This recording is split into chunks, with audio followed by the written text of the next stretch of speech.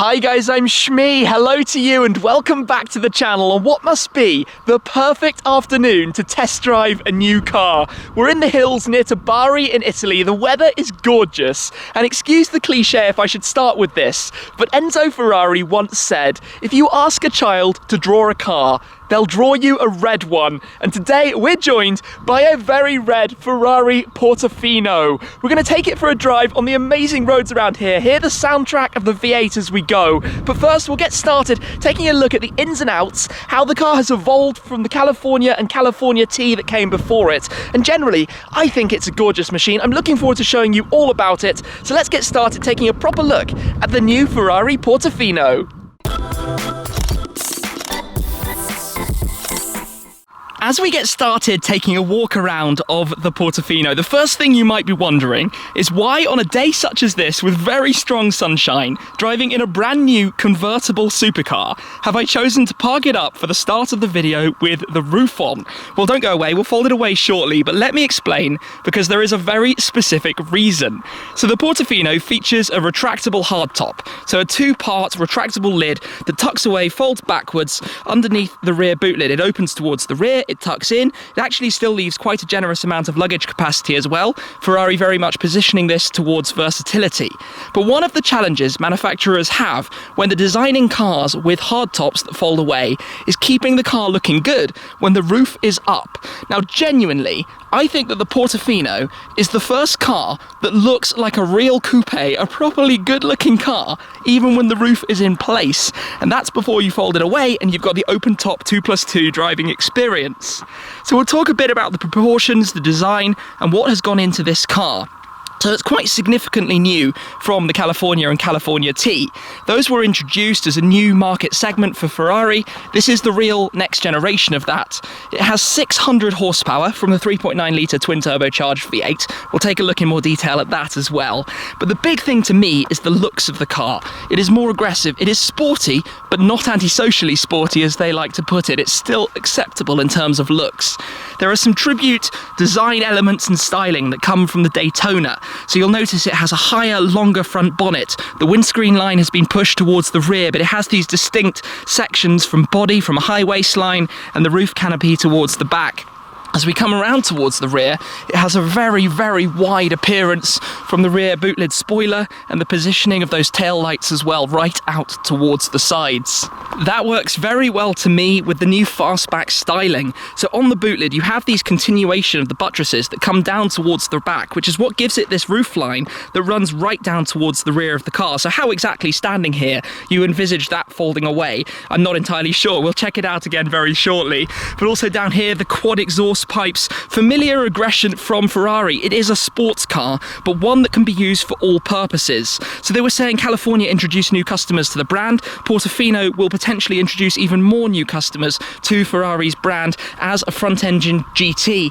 There's 5 centimeters more space for the rear passengers, and the interior has a whole host of upgrades and new infotainment and electronics as well. I quite like this sculpted section at the side of the door where it pulls in towards the narrowest point. But thinking about aerodynamics of the car, coming around towards the front, it has an air curtain. So right here on the outside of the headlights, you can see how the air can flow around and drag is reduced by pulling air around the side of the car, working in harmony with this wheel arch evacuator that again pulls air out and gets rid of it out of the way. So the car is 6% more aerodynamically efficient than the previous model. It is actually with a new chassis. It's 35% more rigid than we saw in the California T, new roof mechanism, and it has a development of this engine as well. So let us come around actually and just open up the door and have a quick look at the engine itself. Always one of the best bits about a Ferrari. We'll come back and talk more about the interior very shortly.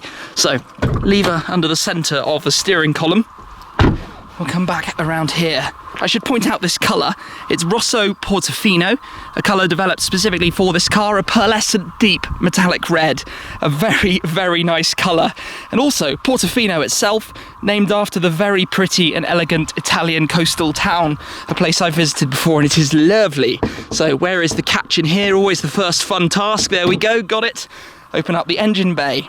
In here we have the 3.9-litre twin turbocharged V8, an engine that's won Engine of the Year twice. It has 600 horsepower, 760 Newton meters of torque, which is an awful lot. It's mated to a 7-speed dual clutch gearbox, and this car will go 0 to 200 kilometers an hour, so 124 miles per hour, in just 10.8 seconds, almost half a second quicker than the California T before it. So it's got 40 horsepower more than before. The car is a touch lighter than before. It's down about 80 kilograms, which comes a little bit from rework to the engine with new filters and intakes, new intercoolers as well for obviously bringing down the temperature with that extra power. Also, as probably I would think you would guess, it's rear wheel drive, no all wheel drive in here. You've got to go for a GTC4 Lusso for that, or you can have the Lusso T, which shares a similar componentry to the engine setup in this car with the V8. So down at the front, actually, it's got some nice options on this car with the carbon fiber, the lower splitter you can see, but there's a lot of aggression from the familiar Ferrari style grille, the full width, but also with those additional intakes down towards the lower sides. But I like how the bonnet fits and shapes, and well, to be honest, I really like how this car looks. I'm not going to lie, I think it's a spectacularly good looking machine for what it is to have a convertible car that just looks this good when the roof is up. It's incredible. So we're seeing the car here on the standard wheel, 20-inch wheels that it has fitted around, the carbon side skirt that runs the length. But I think we should step in and just take a proper first glance at the interior. We'll look at this in more detail after taking it for a drive. But this car has the standard seats. There are various different options of seats that you can have. It has the upgraded carbon fiber driving zone. So if we step in here, it has the LED shift lights up at the top of the wheel, the carbon fiber style wheel with all the buttons and controls for your driving modes found on that. But it also has the new 10.25-inch central display system, so significantly updated. You can have this with Apple CarPlay and a number of other features. And then over to the passenger side is this additional 8.8-inch screen that allows the passenger to see various different bits of information as well. So I've got the key in my pocket just to quickly show you the Ferrari Style Key. It has buttons on the back for your usual controls. That can tuck away next to the central column, again split from the raised part of the dashboard as is traditional in Ferraris. The engine start-stop button is right here though, so let's bring it into life. And the V8 comes on, so naturally you hear a bit of the muted sound because it's a turbocharged engine, but trust me, wait until you hear this, how this sounds when we're out driving. So you've got these digital displays either side of the central rev counter, which look very nice. This screen, high resolution, quite responsive, decent navigation system. We're familiar with it from driving in the GTC4 Lusso before. You've got various features, launch control, the Manatino here to choose your different driving modes. Slightly restricted in terms of your options versus some of the more sporty cars, the larger models in the lineup. The passenger display turns on by giving it a touch, so you've got some nice information to see there. You can see in the back it is a 2+2. There's a little bit of space here, but not too much. It wouldn't be fun for a long journey, but maybe for a short one you could just about get away with it. So we're going to take a full look at, I guess, everything else when we get back after a little drive, but I think we should take this car now and see what it's like on the roads. And the first thing I should probably do to actually do that is pop the roof down. So down here in the center of the center column, you can press this way. It will let us know the roof is opening, and the magic is going to happen. You can see the rear part folds onto the top. The boot then opens up behind that, and then the whole thing is going to fall away, and we're opened up to the elements. You can do this while you're driving up to 40 kilometers per hour. It takes 14 seconds to fold away, and then it is done, gives us the beep, and we're ready to go. So let's go drive and see what the Portofino is like on the roads. To get us started, I'm actually going to put it into comfort mode, which seems like the appropriate place to get beginning. We'll keep it in automatic, so you've got the nice elongated paddle shifters. Being a Ferrari, it is still a sporty, exciting car, even though it's positioned more towards Grand Tourer. So obviously, like I was saying, Ferrari introduced the California and then the California T, but those started from 2009. And it was very much a new market for Ferrari, a world of discovery in terms of a car that you can take your kids in the back, or that you can take on an adventure, a road trip. So you could drive it, let's say, across Italy to a location like where we are right now to enjoy these kind of roads, and we'll get out of this small little village area onto something a little bit more open where we can experience more of it. But even in comfort mode, you can hear a bit of the exhaust, so it's quite versatile itself. It goes quite quiet when you're just driving or cruising along. When you put your foot down, it goes through various different stages of sound and tone. They were telling us it's from a bass at the bottom through a tenor to a soprano, and you can hear a bit of that when you're driving as well. And of course, with the passenger display, your passenger can see the revs, the speed, and what's going on as well. So cruising along like this, these gearboxes have developed wonderfully. Double clutch system, it is super smooth. You you wouldn't even notice it shifting if you weren't hearing a little bit of the noise in the background. Of course, this is a cyclist location, given all nice roads with weather like this are cyclist locations, and everyone I go past is looking at this. I've heard a few like, new Ferrari, because obviously this is the first opportunity to be driving the brand new car. So cruising like this, comfy suspension. So comfort mode has it in the bumpy road. It's an option to have the suspension system. So the car starts in the UK at £166,000, but pretty much everyone should add the soft suspension mode, especially if you're going to be driving it on B roads in the United Kingdom, which have potholes and all sorts of bumps. That's a button right here on the steering wheel. When you turn it up in sport, you can enable that. In comfort mode, it's on by default. So let's go into sport and start making a little bit more noise out of the car. Press the auto button in the center, double press even to turn it off, so we can shift manually. So just third gear. The car has a lot of torque, 760 Newton meters. Steering wheel mounted shift paddles, something to think about, I suppose, if you're not familiar with driving a Ferrari. All the lights and wipers, but just build the revs a little bit. You can start to get a little bit of a sense of this. It sounds good. When you shift, you get this nice pop, snap sort of style of sound to it. And this is my kind of road to be enjoying a car like this. Turns in, it's got the Ferrari style characteristics with the steering. It's pointy and direct. The steering doesn't have a huge heavy weight to it. You just twist it and off you go in a very nice way. The car doesn't feel heavy. That's perhaps my only qualm, is when you get up towards the red line like that, you don't necessarily feel, you want there to be more to go. It goes up to 7,500 RPM, but you want a little bit more out of it. You want it to keep going. Yeah, that sounds good when you bounce off it a little bit. So lots and lots of smiles. They've reduced the wind buffeting a lot as well, so we don't have the deflector in the rear at the moment. I do have all the windows up. He says, no, I don't have the rear windows up. You can actually put those up individually, separately from the front like that. Then you'll get slightly less, but the body wind buffeting is reduced 40%. The face and sort of head wind buffeting is actually reduced 17%. So that's quite a significant, I guess, upgrade from California T before that, or even the California T had a number of changes from the regular model California. That was when they introduced a few more updates in terms of power, performance, and making the car more of a sports car. I feel like Ferrari are able to introduce more of the character that they want this car to have when they did that. Now, I'm not going to be turning EST off today because it is quite, these roads are deceptively slippy, we could say, much more than you'd think. But when you lift off, you get these nice burbles and sounds out of it. To be honest, I'm looking forward to spinning around and heading down the hill, up the hill rather than down it, just so you can push a little bit more.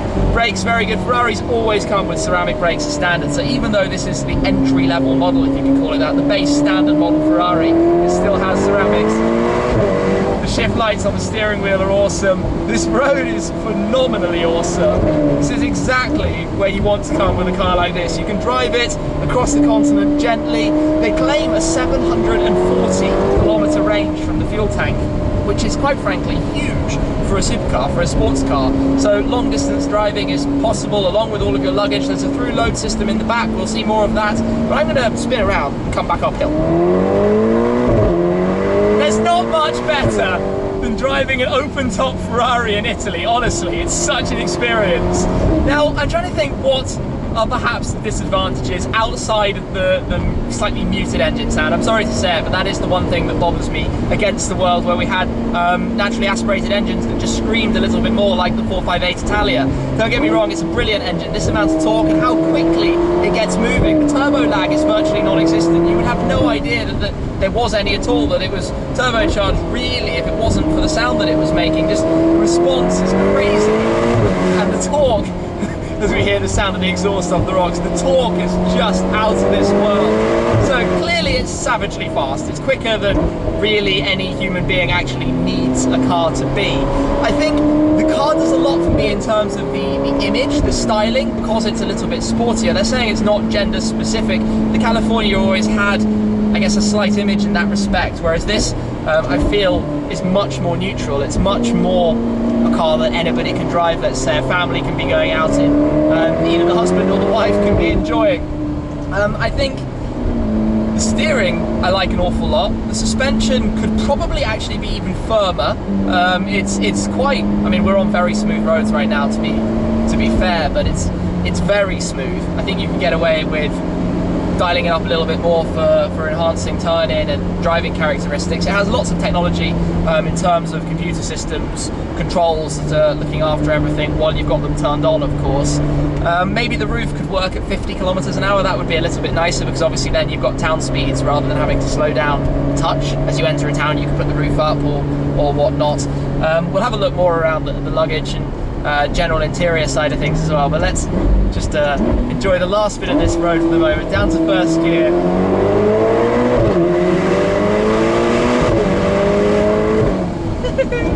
It's silly. And did you know if you're braking and you just hold the left paddle, it will automatically downshift at the earliest possible opportunity that it can, which driving on a racetrack is obviously magnificently helpful.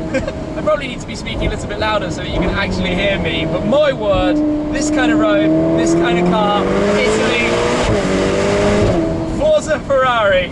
Case in point then, we've got ourselves a roundabout. Let us do the roof, press the button, it starts doing its thing. There's a stop sign here, so we'll come to a stop. It's rolling away behind me. You can see the boot lid up. It's pretty easy to do this really these days. It feels weird that it wasn't actually that long ago that roofs could not be done while you were driving. Just got to watch 40 kilometers an hour, it will close up, and then the car has completely transformed. Wait for the beep. Now it's a closed coupe. It's a quiet, comfortable, and you can hear that it's quieter. You can hear the noise of the air conditioning. Again, that's been worked on to make everything a little bit more comfortable on that side.